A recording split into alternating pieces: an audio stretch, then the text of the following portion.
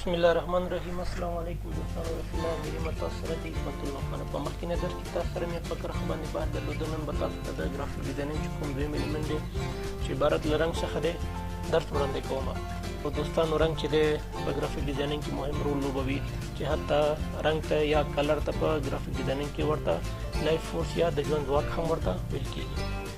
چې د رنګ د استفادې اصلي هدف دوستانو د احساساتو بیانول دي او یا یو پیغام ورکول دي لیدونکو ته چې هر رنګ ځان ته جلا جلا معنا او مفهوم لري چې دغه معنا او مفهوم د یو قانون په اساس منځته راغلی چې دغه رنګ په قوانینو پوهېدلو باندې موږ کولی شو چې کوم رنګ د کوم رنګ سره میچینګ کوي. نو د رنګ د استفادې لپاره دوستانو موږ ته بهتره ده چې په کلر تیوري کنسپټ باندې ځان پوه کړو چې دغه کلر تیوري دوستانو موږ ته په عملي بڼه باندې په کلر میچینګ کې مرسته کوي. نو همدې لپاره راځو دوستانو د کلر ویل نه شروع کوو. څنګه چې تاسو په عکس کې وینئ دوستانو دغه عکس عبارت له کلر ویل څخه دی چې د 12 رنګونو څخه جوړ دی چې دغه کلر ویل موږ سره په کلر میچینګ کې مرسته کوي. دغه کلر ویل چې دی 3 ډوله دي دوستانو چې عبارت له پرایمري کلر، سیکنډري کلر او ټرشري کلر څخه عبارت دی. چې راځم تاسو ته یو په یو باندې دغه 3 قسمه کلر چې دي لاندې تشریح کوم. پرایمري کلر هغه 3 رنګونو ته ویل کېږي چې دغه کلر ویل د 3 رنګونو څخه جوړ شوی او یا نور رنګونه د همدې 3 رنګونو څخه جوړ شوی چې عبارت له سور، زیړ او آبي رنګ څخه دی. او دویم دوستانو سیکنډري کلر هغه رنګونو ته ویل کېږي چې د 2 پرایمري رنګونو د یو ځای کولو څخه لاسته راغلي. مثال دوستانو که چېرته دغه سور د زیړ سره یو ځای کړو دوستانو نو نارنجي رنګ موږ ته لاسته راځي. او بل که چېرته دغه زیړ رنګ د دغه آبي رنګ سره یو ځای کړو نو موږ ته شین رنګ لاسته راوړي. او بل رنګ چې دی دوستانو د ټرشري کلر په نوم باندې یادېږي چې د پرایمري کلر او د سیکنډري د ګاونډي څخه لاسته راغلي. دلته مې تاسو ته مثال ښودلی دوستانو. د مثال په ډول باندې دوستانو دغه سور رنګ چې دی چې په تور علامه سره مې ښودلی دا پرایمري رنګ دی. او بل رنګ چې دی دوستانو دغه چې دی آبي رنګ چې عبارت له سیکنډري رنګ څخه عبارت دی چې دغه رنګ چې دی دوستانو دا د سیکنډري د ګاونډي دی.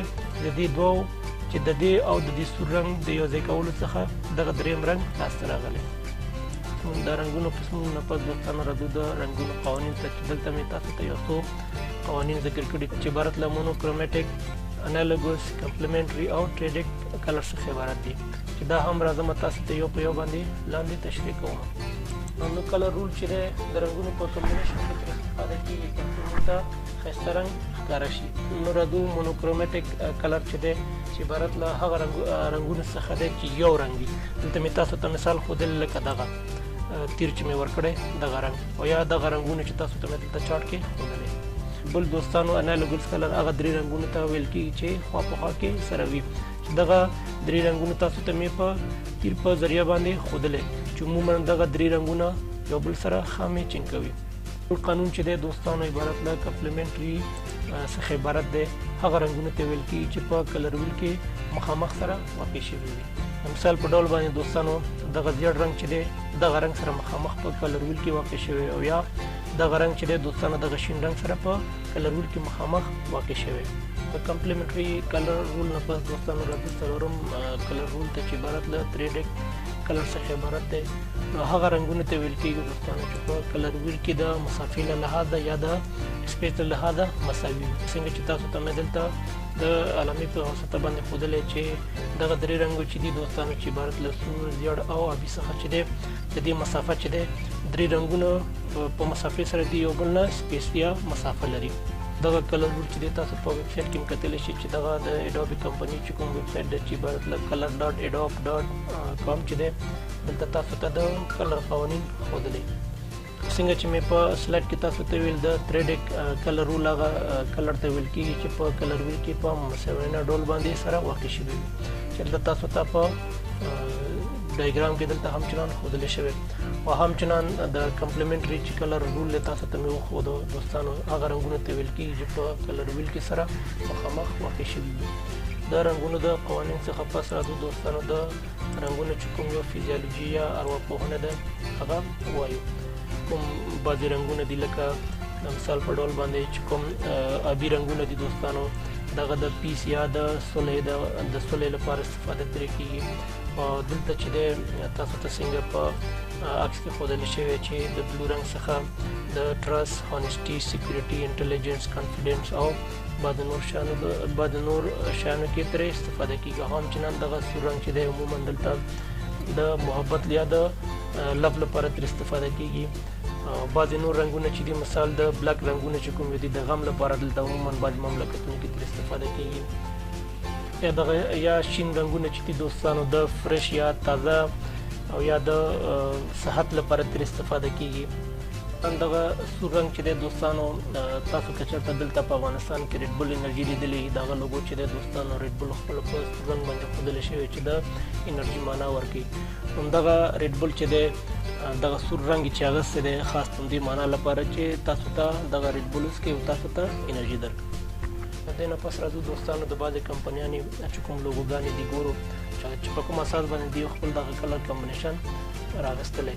نو دلته تاسو ته په چارټ کې یا عکس کې تاسو ته ښودل شوي دوستانو د مثال په ډول باندې دغه آبي رنګ چې دی ټرست یا ډیپینډیبل یا سټینډ څخه معنا ورکوي یا مفهوم ورکوي چې مشهور کمپنیانې لکه ډیل کمپنیانو مثال HP کمپنۍ دی بعضې لکه ټویټر دی دوستانو یا فیسبوک یا IBM یا وډ پرس چې کوم اپلیکیشن دی د همدغه رنګ څخه اخیستلی شوی. بل دوستانو دغه نارنجي رنګ چې دی دوستانو د کیرفول یا کانفیډنس معنا ورکوي یا فرندلي معنا ورکوي چې د مشهور کمپنۍ لکه امازون یا فایرفاکس چې کوم براوزر دی یا فانټا چې کوم دی همدغه کلر د معنا څخه اخیستل شوی. نو د نور کمپنیانو د چې کوم کلر معناوي دي تاسو کولی شئ په خپل انټرنیټ کې هغه سرچ کړئ. بیا راځو دوستانو بعضې اصطلاحګانې دي په ګرافیک ډیزاینینګ کې غواړم چې دا هم تاسو ته ووایم چې عبارت له هیو دی چې هیو په فوټوشاپ، ایلسټریټر، ان ډیزاین کې او بعضې نور پروګرامونو کې استفاده ترې کېږي. مطلب یې دغه دی خالص رنګ. بل چې دی دوستانو ټین دی چې هیو یا خالص رنګ چې سپین سره یو ځای کې نو ټین ترې لاسته راځي.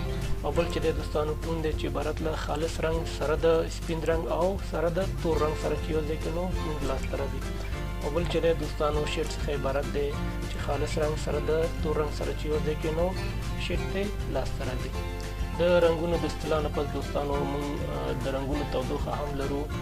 که چېرته موږ دغه کلر په دوو برخو باندې ویشو چې څنګه تاسو ته مې په عکس ښودلی چې په سپین رنګ سره جلا شوي.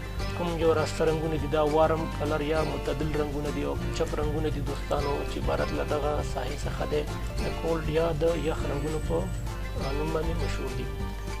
دوستانو دا و د ګرافیک ډیزاینینګ دویم ایلیمنټ چې عبارت له رنګ څخه تاسو ته مې تشریح کړه. د نورو ویډیوګانو لپاره زما چینل سبسکرایب کړئ او د بل بټن کېکاږئ. تر بیا مو په خدای سپارم. ښه وخت ولرئ. الله حافظ.